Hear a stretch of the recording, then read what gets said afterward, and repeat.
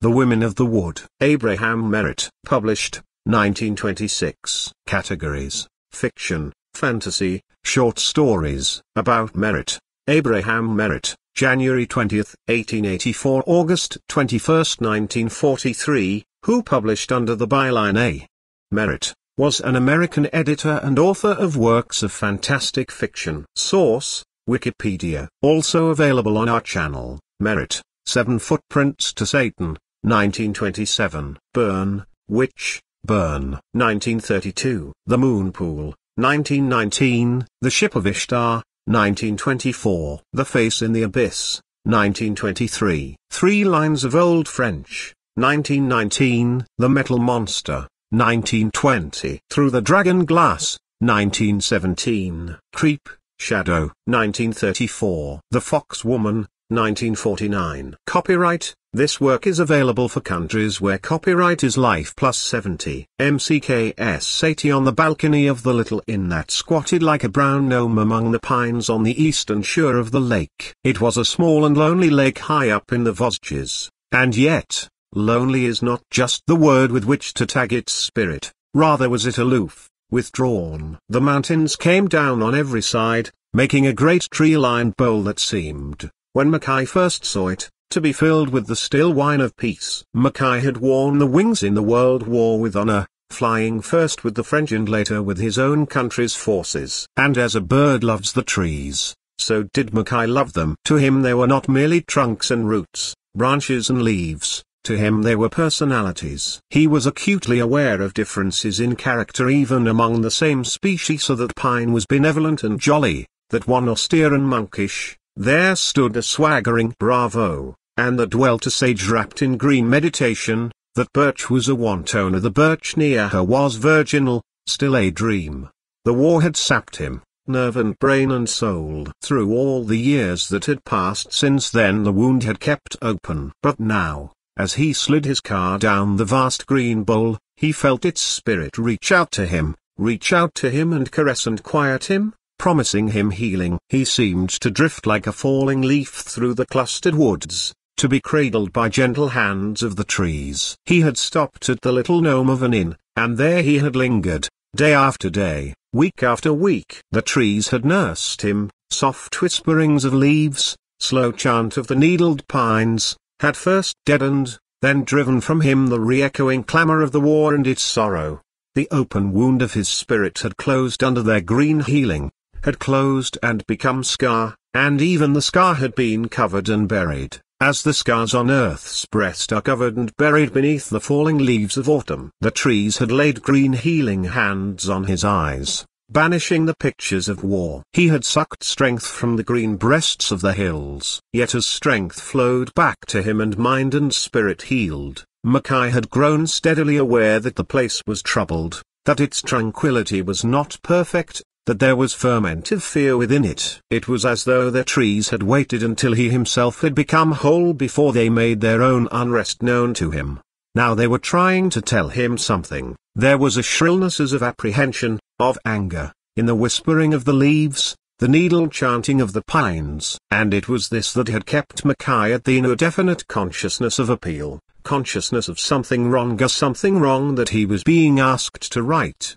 He strained his ears to catch words in the rustling branches, words that trembled on the brink of his human understanding. Never did they cross that brink. Gradually he had orientated himself, had focused himself, so he believed, to the point of the valley's unease. On all the shores of the lake there were but two dwellings. One was the inn, and around the inn the trees clustered protectively, confiding, friendly. It was as though they had not only accepted it, but had made it part of themselves. Not so was it of the other habitation. Once it had been the hunting lodge of long-dead lords, now it was half-ruined, forlorn. It stood across the lake almost exactly opposite the inn and back upon the slope a half-mile from the shore. Once there had been fat fields around it and a fair orchard. The forest had marched down upon them. Here and there in the fields, scattered pines and poplars stood like soldiers guarding some outpost. Scouting parties of saplings lurked among the gaunt and broken fruit trees,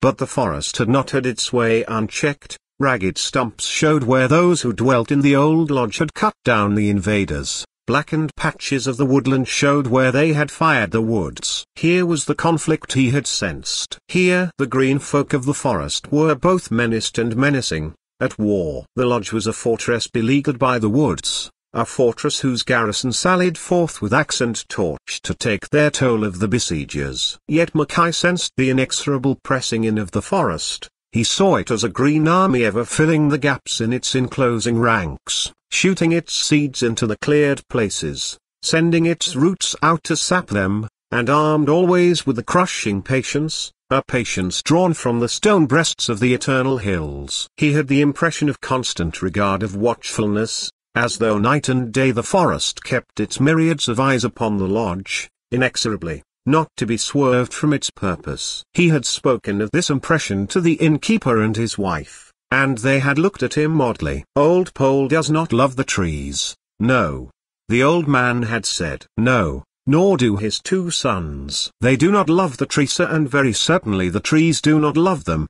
Between the lodge and the shore, marching down to the verge of the lake, was a singularly beautiful little coppice of silver birches and firs. The coppice stretched for perhaps a quarter of a mile, was not more than 100 feet or two in depth, and it was not alone the beauty of its trees but their curious grouping that aroused Mackay's interest so vividly. At each end of the coppice were a dozen or more of the glistening needled firs, not clustered but spread out as though in open marching order. At widely spaced intervals along its other two sides paced single firs. The birches, slender and delicate, grew within the guard of these sturdier trees, yet not so thickly as to crowd each other. To Mackay the silver birches were for all the world like some gay caravan of lovely demoiselles under the protection of debonair knights. With that odd other sense of his, he saw the birches as delectable damsels, merry and laughing, the pines as lovers, troubadours in their green-needled mail. And when the winds blew and the crests of the trees bent under them, it was as though dainty demoiselles picked up fluttering, leafy skirts, bent leafy hoods and danced, while the knights of the firs drew close around them, locked arms with theirs and danced with them to the roaring horns of the winds. At such times he almost heard sweet laughter from the birches, shoutings from the firs. Of all the trees in that place Mackay loved best this little wood, had rode across and rested in its shade, had dreamed there and, dreaming, had heard again elfin echoes of the sweet laughter, eyes closed, had heard mysterious whisperings and the sound of dancing feet light as falling leaves, had taken dream draught of that gaiety which was the soul of the little wood. And 2 days ago he had seen Pole and his two sons. Mackay had been dreaming in the coppice all that afternoon. As dusk began to fall he had reluctantly arisen and begun the row back to the inn. When he had been a few hundred feet from shore, 3 men had come out from the trees and had stood watching him, 3 grim, powerful men taller than the average French peasant. He had called a friendly greeting to them, but they had not answered it, stood there, scowling. Then as he bent again to his oars, one of the sons had raised a hatchet and had driven it savagely into the trunk of a slim birch beside him. He thought he heard a thin wailing cry from the stricken tree, a sigh from all the little wood. Mackay had felt as though the keen edge had bitten into his own flesh. "Stop that!" he had cried. "Stop it! Damn you!" For answer the sun had struck again, and never had Mackay seen hate etched so deep as on his face as he struck. Cursing, a killing rage in heart, had swung the boat around, raced back to shore. He had heard the hatchet strike again and, close now to shore, had heard a crackling and over it once more the thin, high wailing. He had turned to look. The birch was tottering, was falling. But as it had fallen he had seen a curious thing. Close beside it grew one of the firs, and, as the smaller tree crashed over, it dropped upon the fir like a fainting maid in the arms of a lover. And as it lay and trembled there, one of the great branches of the fir slipped from under it, whipped out and smote the hatchet wielder a crushing blow upon the head, sending him to earth. It had been, of course, only the chance blow of a bough, bent by pressure of the fallen tree and then released as that tree slipped down. But there had been such suggestion of conscious action in the branch's recoil, so much of bitter anger in it, so much, in truth, had it been like the vengeful blow of man that Mackay had felt an eerie prickling of his scalp,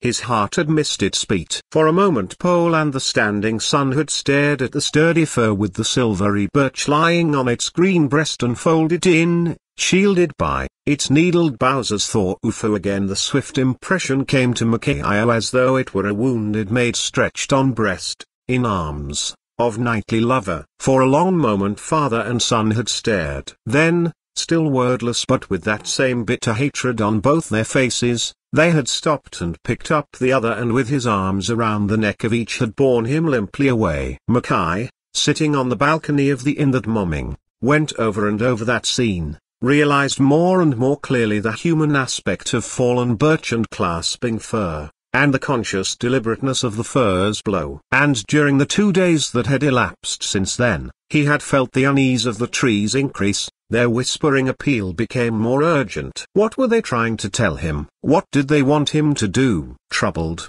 he stared across the lake, trying to pierce the mists that hung over it and hid the opposite shore. And suddenly it seemed that he heard the coppice calling him, felt it pull the point of his attention toward it irresistibly, as the lodestone swings and holds the compass needle. The coppice called him, bade him come to it. Instantly Micaiah obeyed the command. He arose and walked down to the boat landing. He stepped into his skin and began to row across the lake. As his oars touched the water his trouble fell from him. In its place flowed peace and a curious exaltation. The mist was thick upon the lake. There was no breath of wind, yet the mist billowed and drifted, shook and curtained under the touch of unfelt airy hands. They were allied via the mists. They formed themselves into fantastic palaces past whose opalescent facades he flew. They built themselves into hills and valleys and circled plains whose floors were rippling silk. Tiny rainbows gleamed out among them, and upon the water prismatic patches shone and spread like spilled wine of opals. He had the illusion of vast distances. The hills of mist were real mountains. The valleys between them were not illusory. He was a colossus cleaving through some elfin world. A trout broke, and it was like Leviathan leaping from the fathomless deep. Around the arc of its body rainbows interlaced and then dissolved into rain of softly gleaming gems. The diamonds in dance with sapphires, flame-hearted rubies and pearls with shimmering souls of rose. The fish vanished, diving cleanly without sound. The jeweled boughs vanished with it. A tiny irised whirlpool swirled for an instant where trout and flashing arcs had been. Nowhere was the sound. He let his oars drop and leaned forward, drifting. In the silence, before him and around him, he felt opening the gateways of an unknown world. And suddenly he heard the sound of voices, many voices, faint at first and murmurous. Louder they became, swiftly. Women's voices sweet and lilting, and mingled with them the deeper tones of men. Voices that lifted and fell in a wild, gay chanting through whose joyous ran undertones both of sorrow and of raggio, as though fairy weavers threaded through silk spun of sunbeams. Somber strands dipped in the black of graves and crimson strands stained in the red of wrathful sunsets. He drifted on, scarce daring to breathe lest even that faint sound break the elfin song. Closer it rang and clearer, and now he became aware that the speed of his boat was increasing, that it was no longer drifting, that it was as though the little waves on each side were pushing him ahead with soft and noiseless palms. His boat grounded, and as it rustled along over the smooth pebbles of the beach the song ceased. Mackay half arose and peered before him. The mists were thicker here, but he could see the outlines of the coppice. It was like looking at it through many curtains of fine gauze. Its trees seemed shifting, ethereal, unreal, and moving among the trees were figures that threaded the boles and flitted in rhythmic measures like the shadows of leafy boughs swaying to some cadenced wind. He stepped ashore and made his way slowly toward them. The mists dropped behind him, shutting off all sight of shore. The rhythmic sittings ceased. There was now no movement, as there was no sound among the trees, yet he felt the little woods abrim with watching life. Mackay tried to speak. There was a spell of silence on his mouth. "You called me. I have come to listen to you, to help you if I can." The words formed within his mind, but utter them he could not. Over and over he tried, desperately. The words seemed to die before his lips could give them life. A pillar of mist whirled forward and halted. eddying half an arm length away. And suddenly out of it peered a woman's face, eyes level with his own. A woman's face, yes, but Mackay, staring into those strange eyes probing his, knew that face though it seemed it was that of no woman of human breed. They were without pupils, the irises deer-like and of the soft green of deep forest dells. Within them sparkled tiny star points of light like motes in a moonbeam. The eyes were wide and set far apart beneath the broad, low brow over which was piled braid upon braid of hair of palest gold, braids that seemed spun of shining ashes of gold. Her nose was small and straight, her mouth scarlet and exquisite. The face was oval, tapering to a delicately pointed chin. Beautiful was that face, but its beauty was an alien one, elfin. For long moments the strange eyes thrust their gaze deep into his. Then out of the mist two slender white arms stole, the hands long, fingers tapering. The tapering fingers touched his ears. "He shall hear," whispered the red lips. Immediately from all about him a cry arose. In it was the whispering and rustling of the leaves beneath the breath of the winds, the shrilling of the harp strings of the boughs, the laughter of hidden brooks, the shoutings of waters flinging themselves down to deep and rocky pools, so the voices of the woods made articulate. "He shall hear," they cried. The long white fingers rested on his lips, and their touch was cool as bark of birch on cheek after some long upward climb through forest, cool and subtly sweet. "He shall speak," whispered the scarlet lips. "He shall speak," answered the wood voices again, as though in litany. "He shall see," whispered the woman, and the cool fingers touched his eyes. "He shall see," echoed the wood voices. The mists that had hidden the coppice from Mackay wavered, thinned and were gone. In their place was a limpid, translucent, palely green ether, faintly luminous as though he stood within some clear one emerald. His feet pressed a golden moss spangled with tiny starry blue edges. Fully revealed before him was the woman of the strange eyes and the face of elfin beauty. He dwelt for a moment upon the slender shoulders, the firm small tip-tilted breasts, the willow litheness of her body. From neck to knees a smock covered her, sheer and silken and delicate as though spun of cobwebs. Through it her body gleamed as though fire of the young spring moon ran in her veins. Beyond her, upon the golden moss, were other women like her, many of them. They stared at him with the same wide-set green eyes in which danced the clouds of sparkling moonbeam motes. Like her they were crowned with glistening, pallidly golden hair. Like hers too were their oval faces with the pointed chins and perilous self in beauty. Only where she stared at him gravely, measuring him, weighing him, there were those of these her sisters whose eyes were mocking, and those whose eyes called to him with a weirdly tingling allure.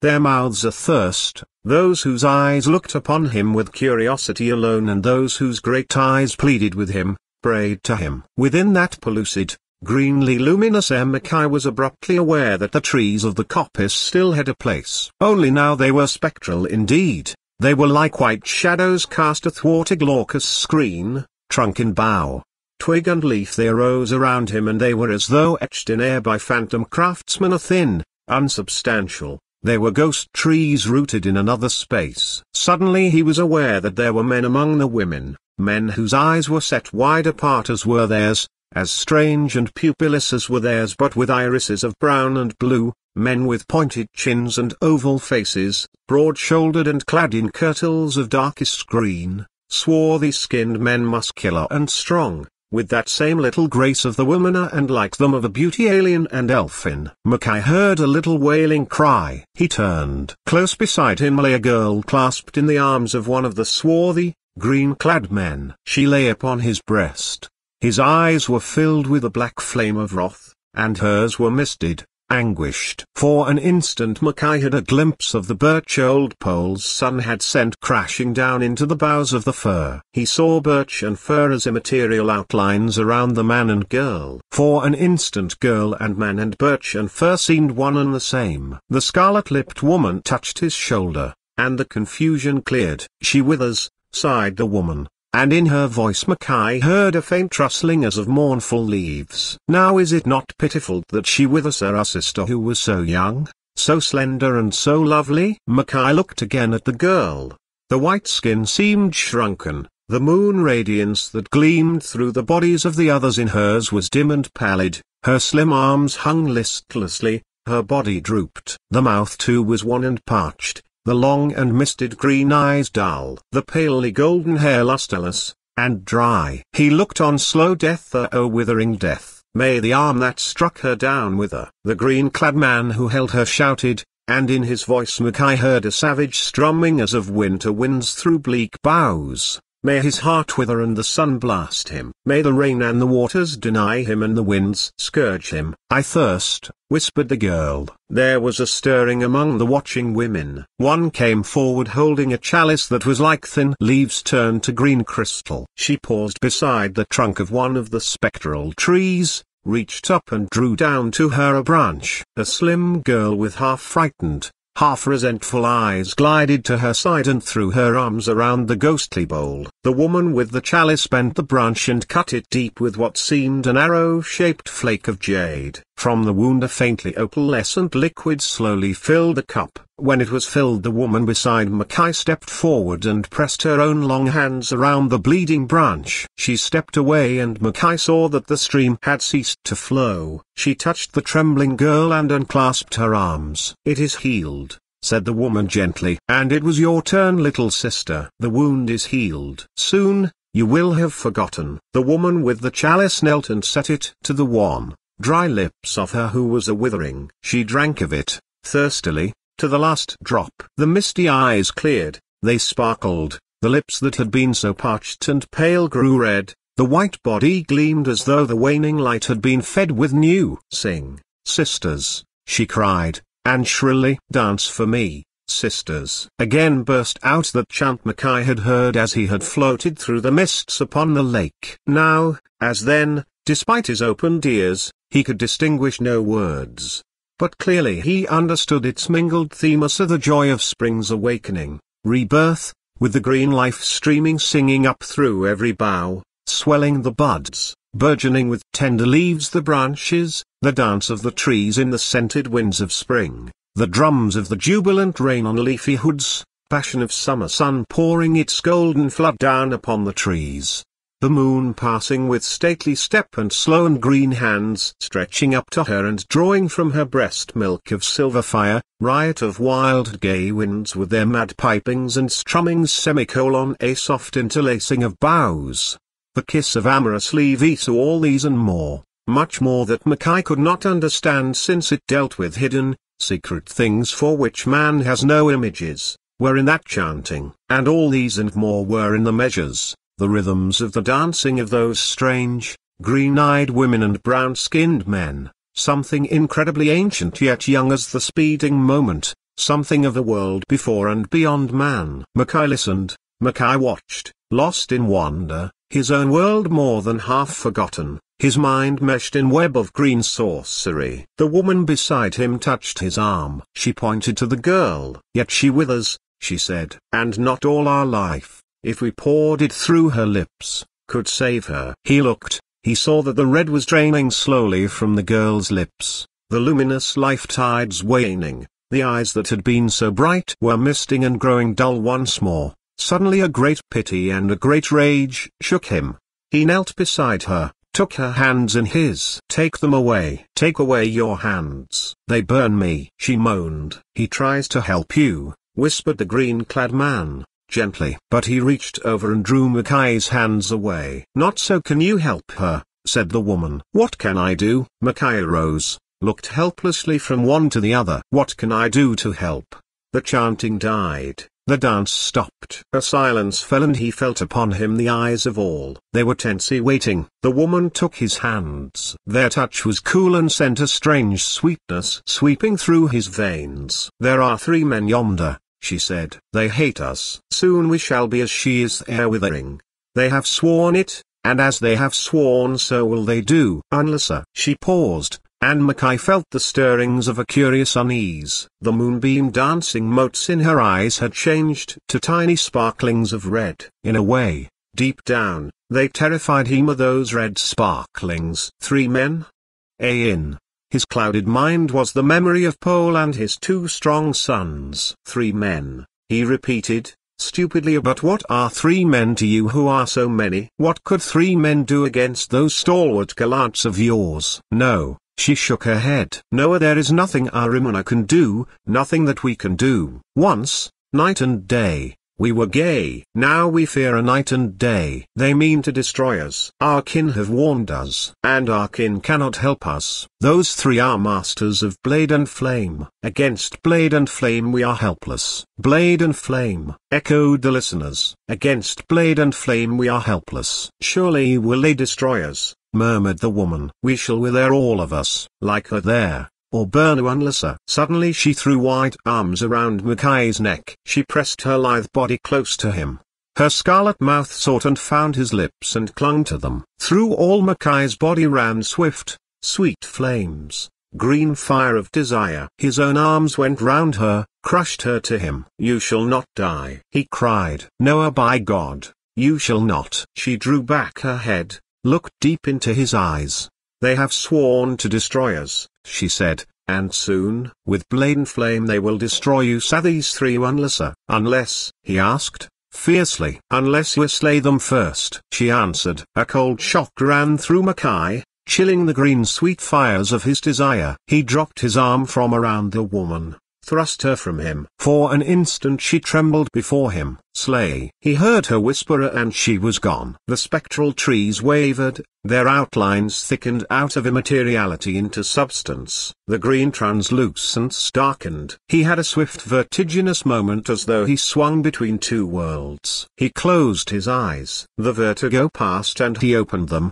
looked around him. Mackay stood on the lakeward skirts of the little coppice. There were no shadows flitting. No sign of the white women in the swarthy, green-clad men. His feet were on green moss, gone was the soft golden carpet with its blue starlets. Birches and firs clustered solidly before him. At his left was a sturdy fir in whose needled arms a broken birch tree lay withering. It was the birch that Pole's men had so wantonly slashed down. For an instant he saw within the fir and birch the immaterial outlines of the green-clad man and the slim girl who withered. For that instant birch and fir and girl and man seemed one and the same. He stepped back, and his hands touched the smooth, cool bark of another birch that rose close at his right. Upon his hands the touch of that bark was like yes, curiously was it like the touch of the long slim hands of the woman of the scarlet lips.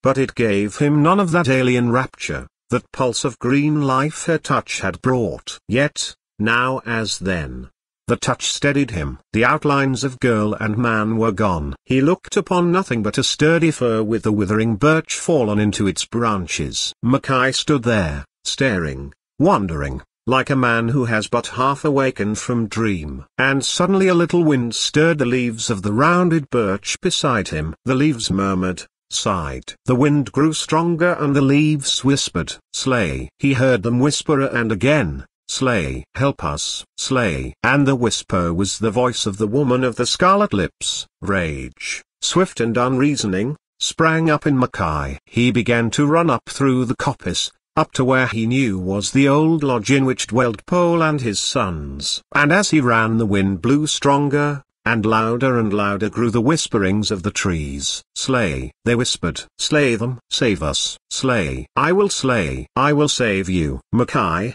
panting, hammer pulse beating in his ears, rushing through the woods heard himself answering that ever louder, ever more insistent command. And in his mind was but one desire: to clutch the throats of Pole and his sons, to crack their necks, to stand by them then and watch them wither like that slim girl in the arms of the green-clad man. So crying, he came to the edge of the coppice and burst from it out into a flood of sunshine. For 100 feet he ran, and then he was aware that the whispering command was stilled, that he heard no more that maddening rustling of wrathful leaves. A spell seemed to have been loosed from him. It was as though he had broken through some web of sorcery. Mackay stopped, dropped upon the ground, buried his face in the grasses. He lay there, marshalling his thoughts into some order of sanity. What had he been about to do? To rush berserk upon those 3 who lived in the old lodge and to kill them. And for what? Because that elfin, scarlet-lipped woman whose kisses he still could feel upon his mouth had bade him, because the whispering trees of the little wood had maddened him with that same command. And for this he had been about to kill 3 men. What were that woman and her sisters and the green-clad swarthy glance of theirs? Illusions of some waking dream, or phantoms born of the hypnosis of the swirling mists through which he had rode and floated across the lake? Such things were not uncommon. Mackay knew of those who by watching the shifting clouds could create and dwell for a time with wide open eyes within some similar land of fantasy. Knew others who needed but to stare at smoothly falling water to set themselves within a world of waking dream. There were those who could summon dreams by gazing into a ball of crystal. Others found their phantoms in sources of shining ebon ink. Might not the moving mists have laid those same hypnotic fingers upon his own mind, and his love for the trees, the sense of appeal that he had felt so long, and his memory of the wanton slaughter of the slim birch have all combined to paint upon his drugged consciousness the phantasms he had beheld? Then in the flood of sunshine the spell had melted, his consciousness leapt awake. Mackay rose to his feet, shakily enough. He looked back at the coppice. There was no wind now.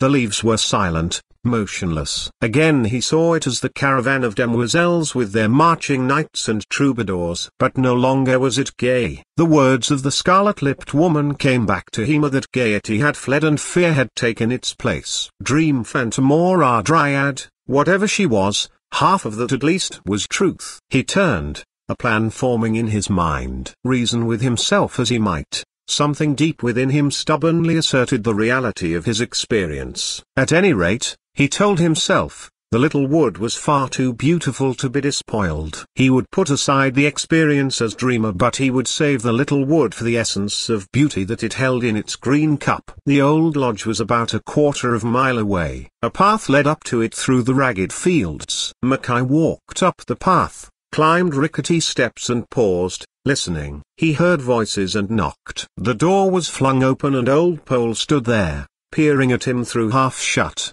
suspicious eyes. One of the sons stood close behind him. They stared at Mackay with grim, hostile faces. He thought he heard a faint, far-off despairing whisper from the distant wood, and it was as though the pair in the doorway heard it too, for their gaze shifted from him to the coppice, and he saw hatred nicker swiftly across their grim faces. Their gaze swept back to him. "What do you want?" demanded Pole, curtly. "I am a neighbor of yours." Stopping at the inn began Mackay, courteously. "I know who you are," Pole interrupted brusquely, "but what is it that you want?" "I find the air of this place good for me." Mackay stifled a rising anger. "I am thinking of staying for a year or more until my health is fully recovered. I would like to buy some of your land and build me a lodge upon it." "Yes, Mzee." There was acid politeness now in the powerful old man's voice. "But is it permitted to ask why you do not remain at the inn? Its fare is excellent and you are well liked there." "I have desire to be alone,"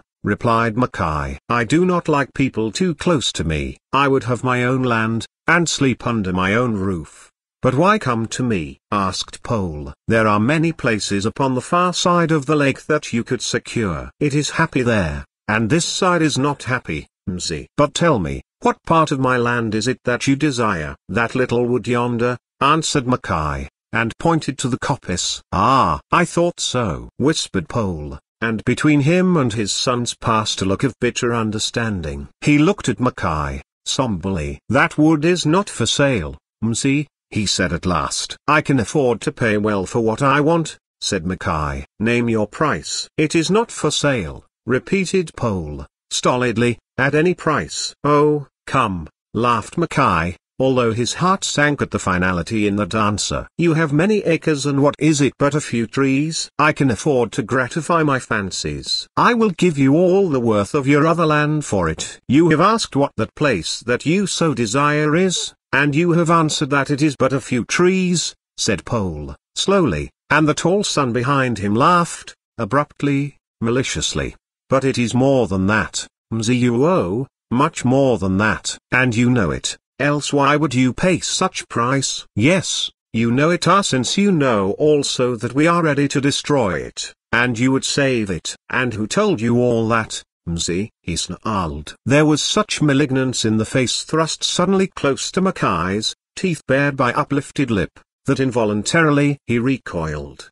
but a few trees," snarled old Pole. "Then who told him what we mean to do, eh, Pierre?" Again the son laughed. And at that laughter Mackay felt within him resurgence of his own blind hatred as he had fled through the whispering wood. He mastered himself, turned away. There was nothing he could do now. Pole halted him. "See," he said, "wait." "Enter." "There is something I would tell you, something too I would show you, something, perhaps, that I would ask you." He stood aside, bowing with a rough courtesy. Mackay walked through the doorway.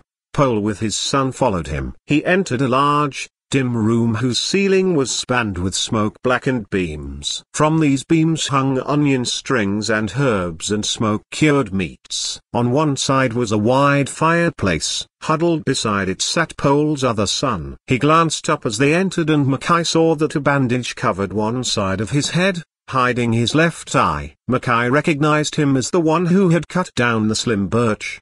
The blow of the fir, he reflected with a certain satisfaction, had been no futile one. Old Pole strode over to that son. "Look, see," he said and lifted the bandage. Mackay with a faint tremor of horror, saw a gaping blackened socket, red-rimmed and eyeless. "Good God, Pole!" he cried. "But this man needs medical attention. I know something of wounds. Let me go across the lake and bring back my kit. I will attend him." Old Pole shook his head. Although his grim face for the first time softened, he drew the bandages back in place. "It heals," he said. "We have some skill in such things. You saw what did it. You watched from your boat as the cursed tree struck him. The eye was crushed and lay upon his cheek. I cut it away. Now he heals. We do not need your aid, Mzi." "Yet he ought not have cut the birch," muttered Mackay, more to himself than to be heard. "Why not?" asked old Pole,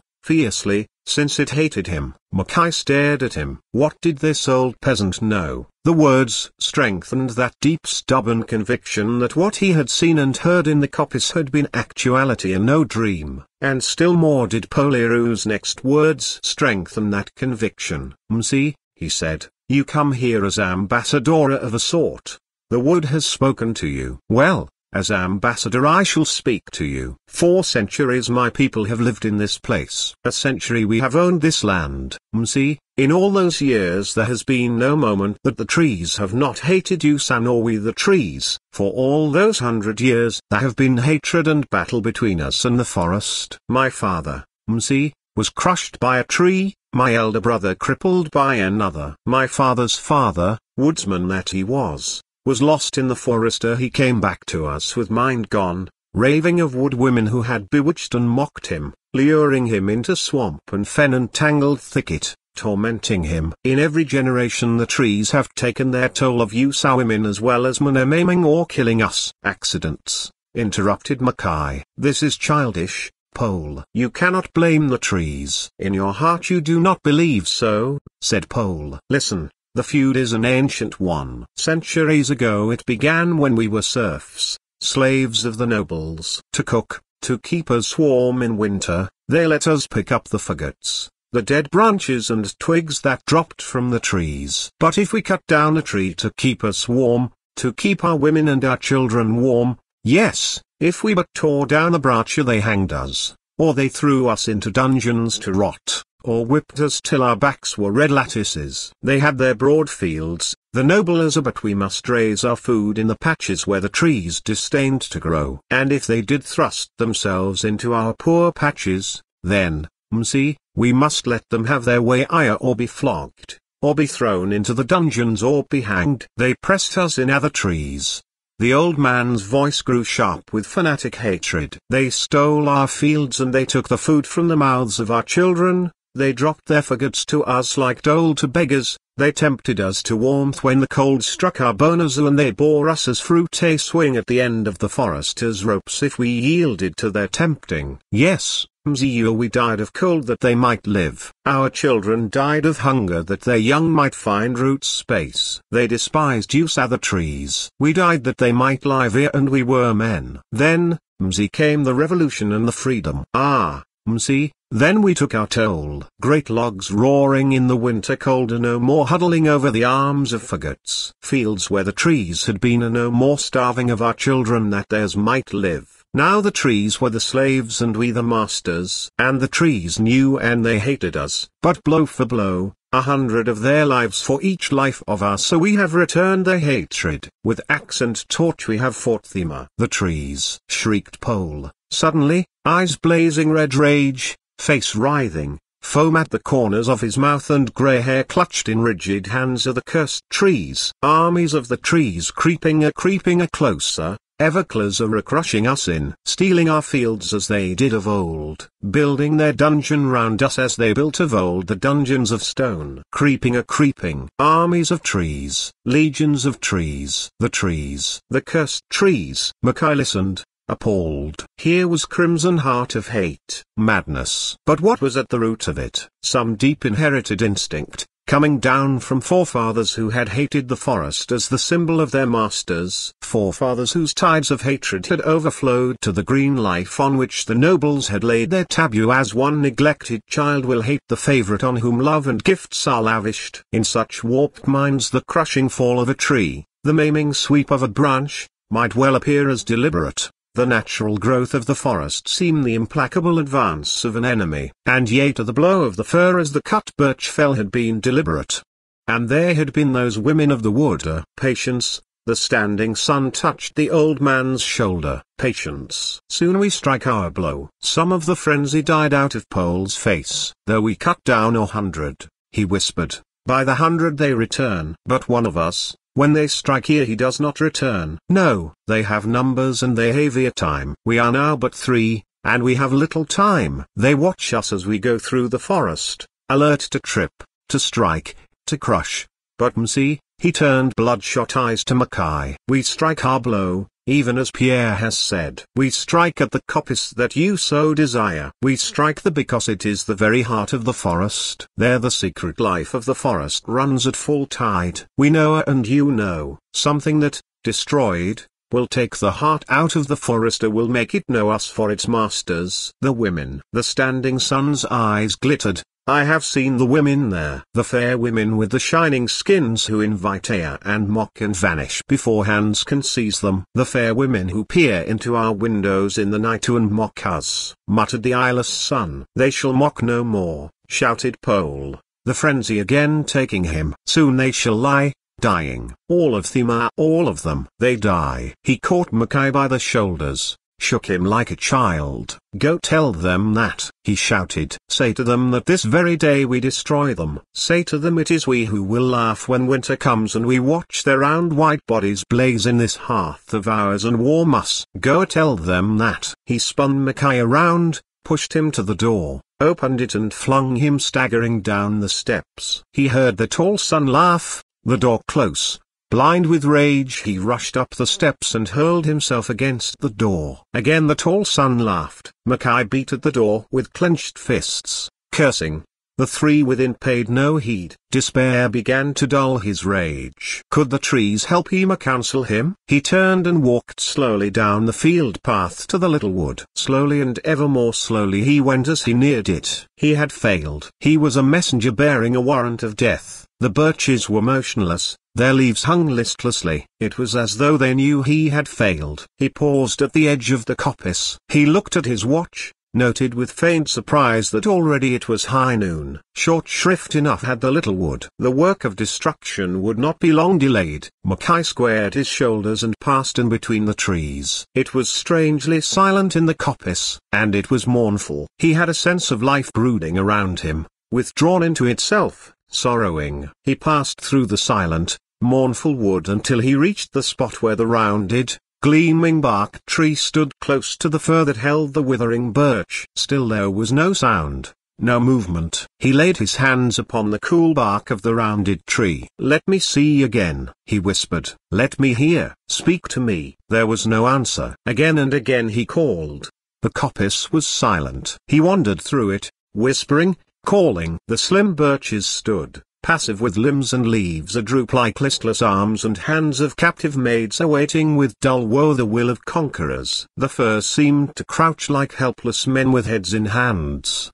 His heart ached to the woe that filled the little wood, this helpless submission of the trees. When, he wondered, would Pole strike? He looked at his watch again. An hour had gone by. How long would Pole wait? He dropped to the moss, back against a smooth bole, and suddenly it seemed to Mackay that he was a madman, as mad as Pole and his sons. Calmly, he went over the old peasant's indictment of the forest, recalled the face and eyes filled with the fanatic hate. Madness. After all, the trees were only trees. Pole and his sons, so he reasoned, had transferred to them the bitter hatred their forefathers had felt for those old lords who had enslaved them, had laid upon them too all the bitterness of their own struggle to exist in this high forest land. When they struck at the trees, it was the ghosts of these forefathers striking at the nobles who had oppressed them. It was themselves striking against their own destiny. The trees were but symbols. It was the warped minds of Pole and his sons that clothed them in false semblance of conscious life, in blind striving to wreak vengeance against the ancient masters and the destiny that had made their lives hard and unceasing battle against nature. The nobles were long dead. Destiny can be brought to grips by no man. But the trees were here and alive, clothed in mirage. Through them the driving lust for vengeance could be sated. And he, Mackay, was it not his own deep love and sympathy for the trees that similarly had clothed them in that false semblance of conscious life? Had he not built his own mirage? The trees did not really mourn, could not suffer, could not know. It was his own sorrow that he had transferred to them, only his own sorrow that he felt echoing back to him from them. The trees were only trees. Instantly, upon the heels of that thought, as though it were an answer, he was aware that the trunk against which he leaned was trembling, that the whole coppice was trembling, that all the little leaves were shaking, tremulously. Mackay, bewildered, leapt to his feet. Reason told him that it was the wind, yet there was no wind. And as he stood there, a sighing arose as though a mournful breeze were blowing through the trees, and again there was no wind. Louder grew the sighing, and within it now faint wailings. They come. They come. Farewell, sisters. Sisters, a farewell. Clearly he heard the mournful whispers. Mackay began to run through the trees to the trail that led out to the fields of the old lodge. And as he ran, the wood darkened as though clear shadows gathered in it, as though vast unseen wings hovered over it. The trembling of the coppice increased, bough touched bough, clung to each other, and louder became the sorrowful crying. Farewell, sister. Sister, a farewell. Mackay burst out into the open. Halfway between him and the lodge were Pole and his sons. They saw him. They pointed and lifted mockingly to him bright axes. He crouched, waiting for them to come, all fine-spun theories gone, and rising within him that same rage that hours before had sent him out to slay. So crouching, he heard from the forested hills a roaring clamor. From every quarter it came, wrathful, menacing, like the voices of legions of great trees bellowing through the horns of tempest. The clamor maddened Mackay, fanned the flame of rage to white heat. If the three men heard it, they gave no sign. They came on steadily, jeering at him, waving their keen blades. He ran to meet them. Go back, he shouted. Go back, Pole. I warn you. He warns us, jeered Pole. Here, Pierre, Gina, he warns us. The old peasant's arm shot out and his hand caught Mackay's shoulder with a grip that pinched to the bone. The arm flexed and hurled him against the unmaimed sun. The sun caught him, twisted him about and whirled him headlong a dozen yards, crashing him through the brush at the skirt of the wood. Mackay sprang to his feet howling like a wolf. The clamor of the forest had grown stronger. Kill! It roared. Kill! The unmaimed sun had raised his axe. He brought it down upon the trunk of a birch, half splitting it with one blow. Mackay heard a wail go up from the little wood. Before the axe could be withdrawn, he had crashed a fist in the axe wielder's face. The head of Pole's son rocked back. He yelped, and before Mackay could strike again had wrapped strong arms around him, crushing breath from him. Mackay relaxed, went limp, and the son loosened his grip. Instantly Mackay slipped out of it and struck again, springing aside to avoid the rib-breaking clasp. Pole's son was quicker than he. The long arms caught him. But as the arms tightened, there was the sound of sharp splintering, and the birch into which the axe had bitten toppled. It struck the ground directly behind the wrestling men. Its branches seemed to reach out and clutch at the feet of Pole's son. He tripped and fell backward, Mackay upon him. The shock of the fall broke his grip, and again Mackay writhed free. Again he was upon his feet, and again Pole's strong son, quick as he, faced him. Twice Mackay's blows found their mark beneath his heart before once more the long arms trapped him. But their grip was weaker. Mackay felt that now his strength was equal. Round and round they rocked, Mackay straining to break away. They fell, and over they rolled and over, arms and legs locked, each striving to free a hand to grip the other's throat. Around them ran Pole and the one-eyed son, shouting encouragement to Pierre, yet neither daring to strike at Mackay lest the blow miss and be taken by the other. And all that time Mackay heard the little wood shouting. Gone from it now was all mournfulness, all passive resignation. The wood was alive and raging. He saw the trees shake and bend as though torn by a tempest. Dimly he realized that the others must hear none of this, see none of it, as dimly wondered why this should be. Kill, shouted the coppice, and over its tumult he heard the roar of the great forest. Kill, kill. He became aware of two shadowy shapes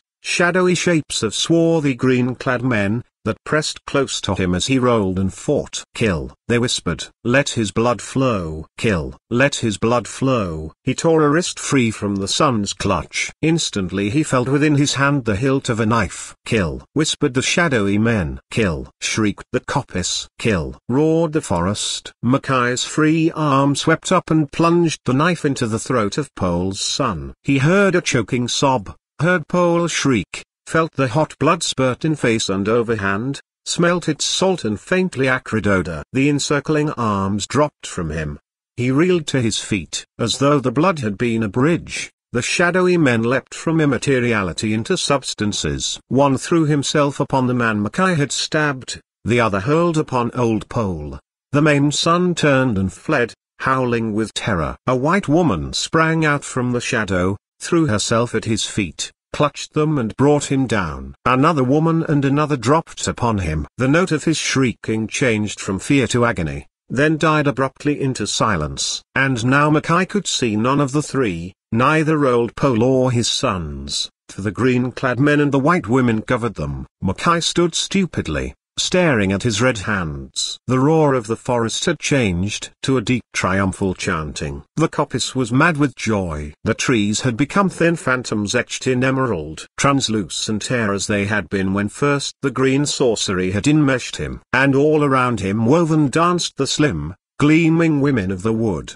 They ringed him, their songbird sweet and shrill, jubilant. Beyond them he saw gliding toward him the woman of the misty pillars whose kisses had poured the sweet green fire into his veins. Her arms were outstretched to him, her strange wide eyes were rapt on his, her white body gleamed with the moon radiance, her red lips were parted and smiling a scarlet chalice filled with the promise of undreamed ecstasies. The dancing circle, chanting, broke to let her through. Abruptly, a horror filled Mackay. Not of this fair woman, not of her jubilant sisters, but of himself. He had killed. And the wound the war had left in his soul, the wound he thought had healed, had opened. He rushed through the broken circle, thrust the shining woman aside with his blood-stained hands and ran, weeping, toward the lake shore. The singing ceased. He heard little cries, tender, appealing, little cries of pity, soft voices calling on him to stop, to return.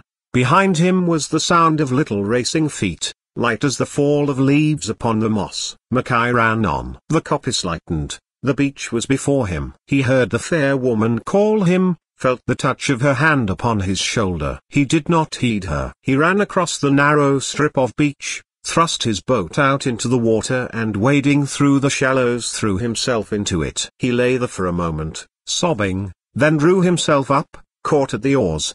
He looked back at the shore now a score of feet away. At the edge of the coppice stood a woman, staring at him with pitying, wise eyes. Behind her clustered the white faces of her sisters, the swarthy faces of the green-clad men. "Come back," the woman whispered, and held out to him slender arms. Mackay hesitated, his horror lessening in that clear, wise, pitying gaze. He half swung the boat around.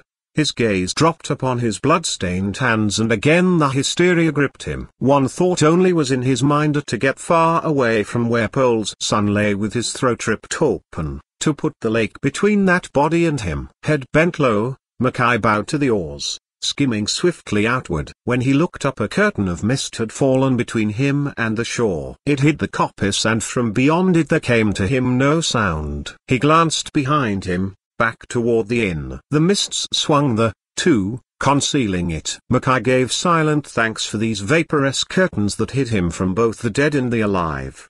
He slipped limply under the thwarts. After a while he leaned over the side of the boat and, shuddering, washed the blood from his hands. He scrubbed the oar blades where his hands had left red patches. He ripped the lining out of his coat and, drenching it in the lake, he cleansed his face. He took off the stained coat, wrapped it with the lining round the anchor stone in the skiff, and sunk it in the lake. There were other stains upon his shirt, but these he would have to let be. For a time he rowed aimlessly, finding in the exertion a lessening of his soul sickness. His numbed mind began to function, analyzing his plight, planning how to meet the future or how to save him. What ought he do? Confess that he had killed Pole's son? What reason could he give? Only that he had killed because the man had been about to cut down some Teresa trees that were his father's to do with as he willed. And if he told of the wood woman, the wood women, the shadowy shapes of their green glance who had helped him, who would believe? They would think him mad as he half believed himself to be. No. None would believe him. None. Nor would confession bring back life to him he had slain. No, he would not confess. But still another thought came. Might he not be accused? What actually had happened to old Pole and his other son? He had taken it for granted that they were dead, that they had died under those bodies white and swarthy. But had they? While the green sorcery had meshed him, he had held no doubt of these, or else why the jubilance of the little wood, the triumphant chanting of the forest? Were they dead, Pole and the one-eyed son? Clearly it came to him that they had not heard as he had not seen as he had. To them Mackay and his enemy had been but two men battling, in a woodland glade. Nothing more than that until the last. Until the last? Had they seen more than that even then? No. All that he could depend upon as real was that he had ripped out the throat of one of old Poyler's sons. That was the one unassailable verity. He had washed the blood of that man from his hands and his face. All else might have been mirage, but one thing was true. He had murdered Pole's son. Remorse? He had thought that he had felt it. He knew now that he did not, that he had no shadow of remorse for what he had done. It had been panic that had shaken him. Panic, realization of the strangenesses, reaction from the battle lust, echoes of the war. He had been justified in that execution. What right had those men to destroy the little wood, to wipe wantonly its beauty away? None. He was glad that he had killed. At that moment Mackay would gladly have turned his boat and raced away to drink of the crimson chalice of the wood woman's lips. But the mists were raising. He saw that he was close to the landing of the inn. There was no one about. Now was his time to remove the last of those accusing stains. After that, quickly he drew up, fastened the skiff, slipped unseen to his room. He locked the door, started to undress. Then sudden sleep swept over him like a wave, drew him helplessly down into ocean depths of sleep. A knocking at the door awakened Mackay, and the innkeeper's voice summoned him to dinner. Sleepily, he answered, and as the old man's footsteps died away, he roused himself.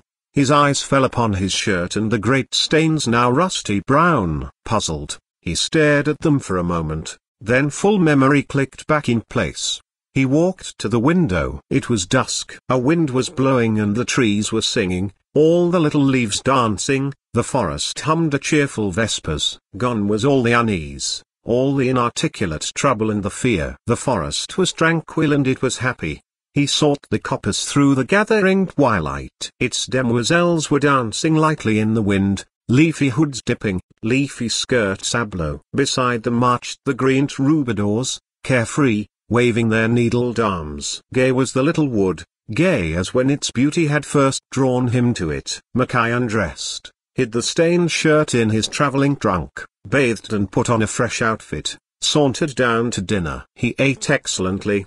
Wonder now and then crossed his mind that he felt no regret, no sorrow even, for the man he had killed. Half he was inclined to believe it all a dreamer, so little of any emotion did he feel. He had even ceased to think of what discovery might mean. His mind was quiet. he heard the forest chanting to him that there was nothing he need fear, and when he sat for a time that night upon the balcony, a peace that was half an ecstasy stole in upon him from the murmuring woods and enfolded him. Cradled by it he slept dreamlessly. Mackay did not go far from the inn that next day. The little wood danced gaily and beckoned him, but he paid no heed. Something whispered to wait, to keep the lake between him and it until word came of what lay or had lain there, and the peace still was on him. Only the old innkeeper seemed to grow uneasy as the hours went by. He went often to the landing, scanning the further shore. "It is strange," he said at last to Mackay as the sun was dipping behind the summits. "Pole was to see me here today. He never breaks his word. If he could not come he would have sent one of his sons." Mackay nodded, carelessly. "There is another thing I do not understand," went on the old man. "I have seen no smoke from the lodge all day. It is as though they were not there." "Where could they be?" asked Mackay, indifferently. "I do not know." The voice was more perturbed. "It all troubles me, Mzee. Pole is hard, yes, but he is my neighbor. Perhaps an accidenter. They would let you know soon enough if there was anything wrong," Mackay said. "Perhaps." The old man hesitated. "If he does not come tomorrow and again I see no smoke, I will go to him," he ended. Mackay felt a little shock run through him. Tomorrow then he would know, definitely know, what it was that had happened in the little wood. "I would if I were you," he said. "I'd not wait too long either." After a well, accidents do happen. "Will you go with me, Mzee?" asked the old man. "No," whispered the warning voice within Mackay. "No, do not go." "Sorry," he said, aloud, "but I've some writing to do. If you should need me, send back your man. I'll come." And all that night he slept, again dreamlessly, while the crooning forest cradled him. The morning passed without sign from the opposite shore. An hour after noon he watched the old innkeeper and his man row across the lake. And suddenly Mackay's composure was shaken, his serene certainty wavered. He unstrapped his field glasses and kept them on the pair until they had beached the boat and entered the coppice. His heart was beating uncomfortably, his hands felt hot and his lips dry. He scanned the shore. How long had they been in the wood? It must have been an hour. What were they doing there? What had they found? He looked at his watch, incredulously. Less than 15 minutes had passed. Slowly the seconds ticked by, and it was all of an hour indeed before he saw them come out upon the shore and drag their boat into the water. Mackay, throat curiously dry, a deafening pulse within his ears, steadied himself, forced himself to stroll leisurely down to the landing. "Everything all right?" he called as they were near. They did not answer, but as the skiff warped against the landing they looked up at him and on their faces were stamped horror and a great wonder. "They are dead, Mzee," whispered the innkeeper. "Pole and his 2 sons are all dead." Mackay's heart gave a great leap. A swift faintness took him. "Dead?" he cried. "What killed them?" "What but the trees, Mzee," answered the old man, and Mackay thought his gaze dwelt upon him strangely. "The trees killed them. See, we went up the little path through the wood, and close to its end we found it blocked by fallen trees. The flies buzzed round those trees, Mzee, so we searched there. They were under them, Pole and his sons. A fir had fallen upon Pole and had crushed in his chest. Another son we found beneath a fir and upturned birches. They had broken his back, and an eye had been torn out, but that was no new wound. The latter." He paused. "It must have been a sudden wind," said his man. "Yet I never knew of a wind like that. Must have been. There were no trees down except those that lay upon them, and of those it was as though they had leapt out of the ground." "Yes, as though they had leapt out of the ground upon them, or it was as though giants had torn them out for clubs. They were not broken, their roots were barer." "But the other son Pole had too?" Try as he might, Mackay could not keep the tremor out of his voice. "Pierre," said the old man, and again Mackay felt that strange quality in his gaze. "He lay beneath the fir. His throat was torn out." "His throat torn out," whispered Mackay. "His knife." "The knife that had been slipped into his hand by the shadowy shapes." "His throat was torn out," repeated the innkeeper. "And in it still was the broken branch that had done it." "A broken branch, Mzee, pointed as a knife." "It must have caught Pierre as the fir fell and ripping through his throat had been broken off as the tree crashed." Mackay stood, mind whirling in wild conjecture. "You say a broken branch?" Mackay asked through lips gone white. "A broken branch, m'sie?" The innkeeper's eyes searched him. It was very plain what it was that happened. "Jacques," he turned to his man. "Go up to the house." He watched until the man shuffled out of sight. "Yet not all plain, m'sie," he spoke low to Mackay. "For in Pierre's hand I found this." He reached into a pocket and drew out a button from which hung a strip of cloth. Cloth and button had once been part of that blood-stained coat which Mackay had sunk within the lake, torn away no doubt when death had struck Paul's son. Mackay strove to speak. The old man raised his hand. Button and cloth fell from it, into the water. A wave took it and floated it away. Another and another. They watched it silently until it had vanished. "Tell me nothing, m'sie." The old innkeeper turned to him. Paul was hard, and hard men, too, were his sons. The trees hated them. The trees killed them. And now the trees are happy. That is all. And their souvenir is gone. I have forgotten I saw it. Only m'sie would better also I go. That night Mackay packed. When dawn had broken he stood at his window, looked long at the little wood. It was awakening, stirring sleepily like drowsy delicate demoiselles. He drank in its pure for the last time, waved it farewell. Mackay breakfasted well. He dropped into the driver's seat, set the engine humming. The old innkeeper and his wife, solicitous as ever for his welfare, bade him Godspeed. On both their faces was full friendliness, and in the old man's eyes somewhat of puzzled awe. His road lay through the thick forest. Soon inn and lake were far behind him. And singing went Mackay, soft whisperings of leaves following him, glad chanting of needled pines, the voice of the forest tender, friendly, caressing of the forest pouring into him as farewell gift its peace, its happiness, its strength. The end. Thank you for listening. Free Audiobooks channel. If you like the audiobook, please do not forget to click like and subscribe buttons.